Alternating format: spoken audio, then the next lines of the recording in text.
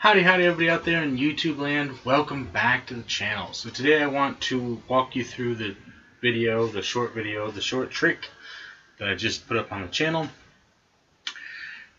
It's simple, but I think that it can be deceptive, and I think that if it's something that you could use, then go for it. So basically what we've got here is we've got the silk. We have a 50-cent piece, and this doesn't necessarily matter. This is your coin, basically. You say, hey, we're going to do some magic with, say, one of my coins and one of yours. So if you have anything, in this case, it's a quarter. Take out your Sharpie. Be careful you don't cut yourself. It is sharp. And then you're just going to, let's say you put an X there and an X there. Okay. So now the coin is technically signed, which works out pretty well. So both sides are marked. Okay, now they know that it is in fact going to be their coin. Now the objective is to lose their coin in the silk. Give it a nice little fold. They will be able to see their coin. You can see the X through there, and you'll be able to see your coin there, right? And now all you got to do is just make sure that you fold it up nice and tight. And the reason why you want to do that is because when you unfurl it, unfurl means to open it up like this, it's magical because, well, looks like we've made your coin disappear. Not my coin, but your coin rather. So now that your coin has disappeared, why don't we go ahead and do a card trick? Oof, that was rough. That was rough. We're going to take a step back here and let's see if we can do a mulligan, right? So why don't we go ahead and do a card trick? Okay. Here we go. We're going to give the cards a quick little shuffle for you. Just tell me when to stop. Perfect. Your card is going to be the Queen of Diamonds. What a beautiful card. Nice. Whoop. And this is a quick trick, right? And this one's easy. Because we're just going to... Oh, well, that's not good. You know what? That's okay. How about we do this? How about we take... We're going to take that card and we're going to put it over to the side here. That way it's not there next time. So, it's a two-parter here, right? And from the center of the deck we have found, wait, if that's the 10, hold on, let me check over here. There we go. Yep, that's it. That's your card, and she's also found your quarter. Beautiful. And trick, right? And so what I love about this is that it gives you, there's a presentation happening here because you can have all of the stuff out here like this and there's nothing to hold on to. That's their coin, it's been marked, everything's good. Beautiful. So now let's go ahead and walk you through that. You may have seen already what I did. Partially, that's why we got to practice. And I'm going to talk about 3 points of this trick that you're really going to want to have nailed down before you take it to market, so to speak. Okay, so here's what we've got to do. The first part, have your deck out and ready. We're going to talk about an alternative version that you can do with this, but we'll get to that at the end. Okay, we're not going to go in detail because we've pretty much already handled most of that here. So we've got the deck over here. Probably out of the box, but it doesn't have to be. But definitely have the deck over here on this side. Okay.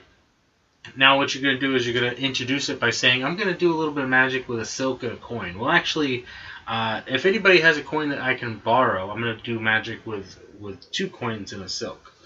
Okay. Now, what I call this, I call it the paper vanish. I'm sure there's a better and a real name for it. But the reason why I call it a paper vanish is because that's when I initially learned it, was with a paper trick. So basically you put a coin into the paper, you fold it up, and then as you're folding it, you secretly retain the coins.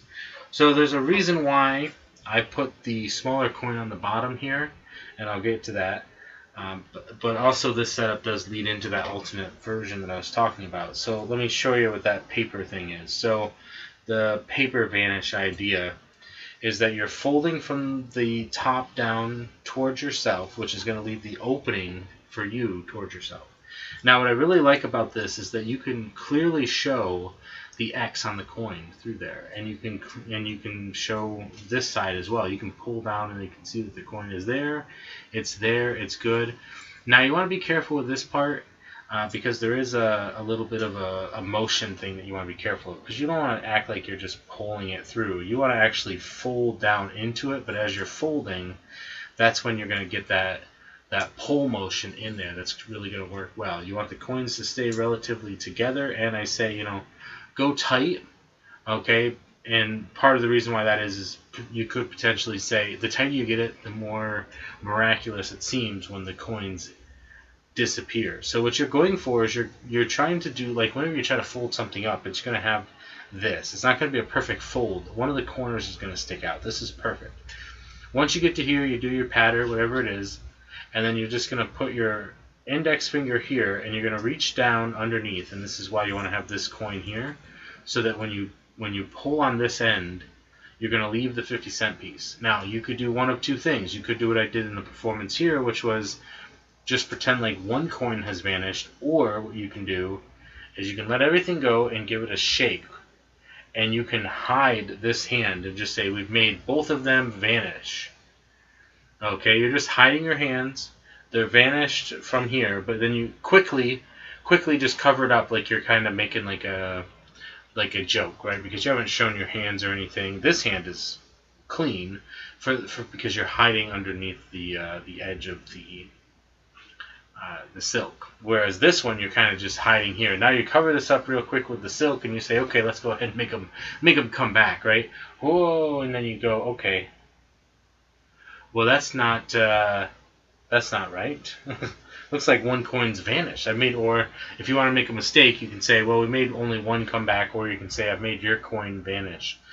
And so while you're doing this, you want to just slide their coin into finger palm. Okay, that's going to be down here. Now I've just basically I've taken it from here to here. That's all I've done. So you're going to lock it into like a thumb or pinky, as the lower the better in some cases, as you're rotating like this. So now you're doing the wand effect where you're protecting this hand because you're motioning here. Then you're just going to reach down again, do the same idea, and put it to the side and say, you know what, why don't we do a card trick? At that point, you're going to tip your hand up, and you want this straight line effect over your hand, right? Because as you reach for your hand, you want to, this is probably one of the hardest moves here to do, because you want to come across and you don't want it to look like you're tossing into the hand. Okay? You want to really just sell the idea that you're opening your hand for the purpose of getting the deck, right? And as you reach across, you want to aim for, again, the finger palms down here. There's going to be a slight room for adjustment, but you really want it just to be so smooth, and practice this over and over again in the mirror or on camera. You want this part, because if you can nail this, I mean, this is the first seller, right? This is the part where it's like, okay, there's nothing fishy happening here. I'm merely just reaching over and grabbing the deck. Boom. From here, you can go into a deceiver. You can deceive. You can, if you have enough control in finger palm, you can do pretty much anything you want to do as long as it doesn't interfere with those particular moves. As you can see here, I can do most of these moves without flashing that, so that's fine. Whatever you feel comfortable doing with that in finger palm, go ahead, practice and figure that out. Okay, now you're just going to go into pick a card. You're covered by the deck, that's fine. So when you go to shuffle, make sure you always retain cards as you're pulling off, and that way you're not getting it like it just happened there. I pulled too many cards up and it flashes in the hand. So don't do that. Just keep that as low down as you can. That's what I was saying, low, and that's going to come into effect here in a second. Now you're basically going to just have a card selected. I just go with the riffle down the side. I push the card up. Now, here's the other beautiful thing. I'm not going to do it with this deck because I only have the one. But theoretically, you could also have them sign the card. Now, you could do it for the purpose of being able to hand it out, but for this particular trick, I wouldn't necessarily do it all the time because there isn't really enough build-up with this particular card. But you could, if you really wanted to, give it a blow, show them one last time as you put it back in the deck. And this is why I think there isn't really enough, unless you're planning on doing some more with that card, right? Because now you're just going to put it in there and you're going to say, okay, as quick as that, we've got your card jumping to the top. That's not their card. Okay, well, that's not good. So why don't we, okay, so since that was a little bit of a blunder.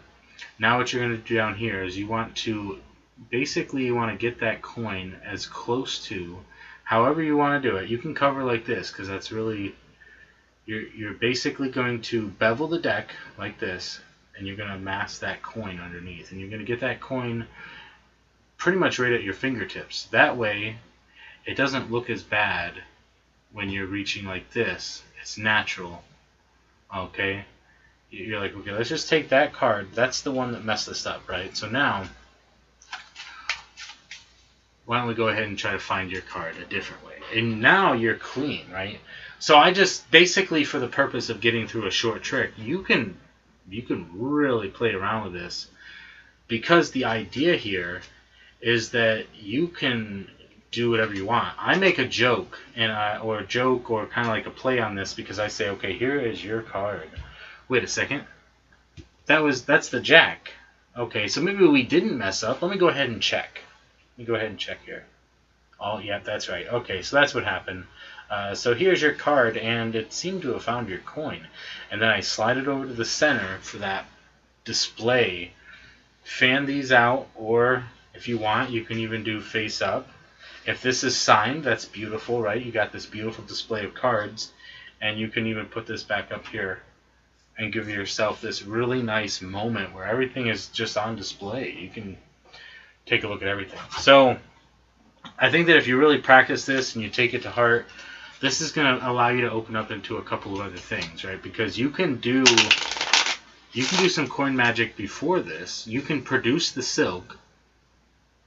So for instance, let's say you do a little bit of one coin, you're doing some coin stuff, and then you produce the silk, and then you ask to borrow another coin.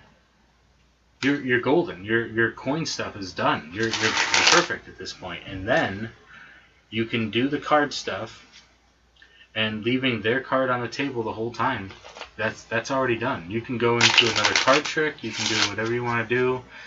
I justify bringing this card back for the purpose of basically saying, wait, this is the card that we thought we put down there, and that card should probably show up again at some point. And that's why I do that. So anywho, I think that's like I said, it's a beautiful effect to do. Now, let's get into the variation. I'm not going to go into detail. I'm just going to simply say, if you have a Scotch and soda, or if you have some other type of magical prop, this could really play well, okay?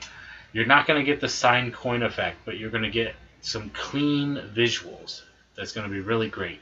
So again, I'm not going to really show you. I'm probably going to do a member video doing this routine with the Scotch and soda. But if you're a member, which I don't have any members yet, but at some point I will, you'll see the Scotch and soda there, and we want to make sure that we are staying up with coming up with great ideas to incorporate the Scotch and soda, because we want you guys to be able to continue to use these without feeling like you're missing out. And if you have a couple of different variation card tricks, this trick is great, because if you're using Scotch and soda, you're moving on from the coins. So that could be your finale with the coins, and then the reveal at the end is even more beautiful at that point because it was clean. I mean, there is no midsection mishap. There's basically the first silk phase, and then there's the second card phase with the card and coin reveal.